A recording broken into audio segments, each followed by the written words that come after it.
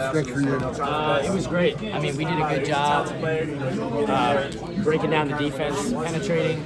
Guys like Elliott, RJ, Harrison, Armando, they take so much attention. They're such good players. They break down the defense, and we were able to kind of drive, kick, create open shots, and knocked a couple of them down and got going, which felt good. So one of the vulnerabilities with the pack line is if you get kickouts like that. Is that one of the things you talked about? They do a good job rotating, but they're also heavy help. So the pack line is really, if you watch it, they help heavily. They clog up the paint, and then they recover out to the three-point line. But if you break them down with enough pace, that makes a longer closeout. So a couple of the looks I got were basically, created because there was in such a scramble to get back because we had guys kind of attacking, which was good. Is that the biggest, best you felt shooting since that NCAA game when you hit 29?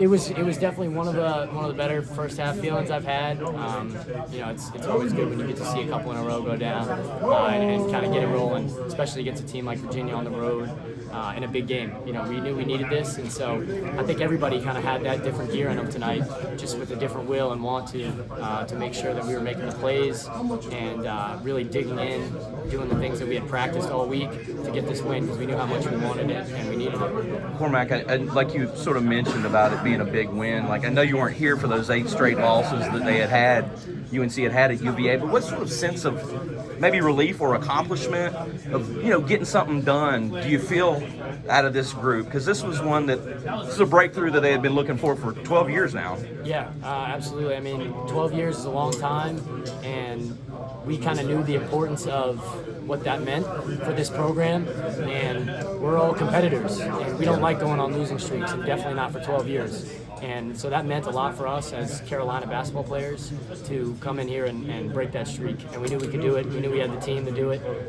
Obviously, we knew it wasn't going to be easy. It's never easy against Virginia, but we did a good job tonight. And obviously, we're all very happy that we came out with a win. You're still fired up right now, aren't you? Of course. I can tell just by. For the better part of the last 11 minutes of the first half, you had more points than Virginia by yourself. What was your sense of that? I mean, the offense was not coming either way, but you were providing it.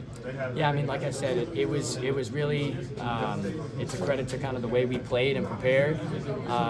We did a good job putting them in rotations, and I was a beneficiary of a lot of open looks, and I knocked them down. And that's the trust that this team has in me and that I have in them, and that goes both ways. And I think the biggest part of that was defensively.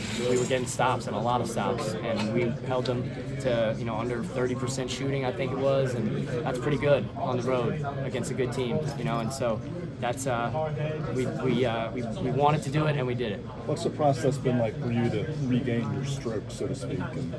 I never lost it. I never lost it. The shots just haven't gone in, but it's the same shot, same stroke.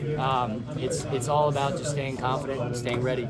And I've got extreme confidence in myself, and I know these guys do in me. And so that's part of being a member of a great team is you get guys who have your back, and nobody's rolling their eyes, nobody's counting you out, and that's I'm grateful for that. To see him go in like you want, is that kind of a relief, especially this time of year and heading into March? It's a good time of year for that. Absolutely. And I know that's a big part of helping this team win, and so I'm glad to be able to provide that. The shush had to feel a little nice late in the first half. For sure, yeah. Some of us appreciated that. Yeah, you got to love a good road environment, and being able to tell them to quiet down is always a good feeling. It's almost like jazz hands too, a little bit. When you know what I'm saying, when you're telling them to sit down a little bit, Yeah, I don't know. Sometimes you just do some stuff, and it's good. How old were you in 2012? Just out of curiosity. Man, I don't even know. 12 years ago. You were 13. Yeah, I was 13. Middle school? Yeah, 12, 13. Was that brought up among the guys, like the fact that it had been such a long time here in this building? Yeah, it was, and we knew how important this game was for Carolina as a program, and we knew we had the team and the talent to come in here and do it, and it's not easy to win in this building, and we're obviously grateful that we were able to break the streak, but not surprised, because we prepared really hard, we played really hard, and we've got a great team. Did 13-year-old Cormac have the smack talk gear in him yet? Yeah, I think he did. Okay. Cormac, Elliott was saying that the way you guys were kind of, prepping against Virginia was like hour-long streaks of just playing defense, a lot of motion. Can you kind of break that down a little bit and just kind of what that is? I mean, it's a credit to the coaching staff. They did a great job preparing us, putting us through the drills, the actions, scouting their offense, playing against their defense as best we could.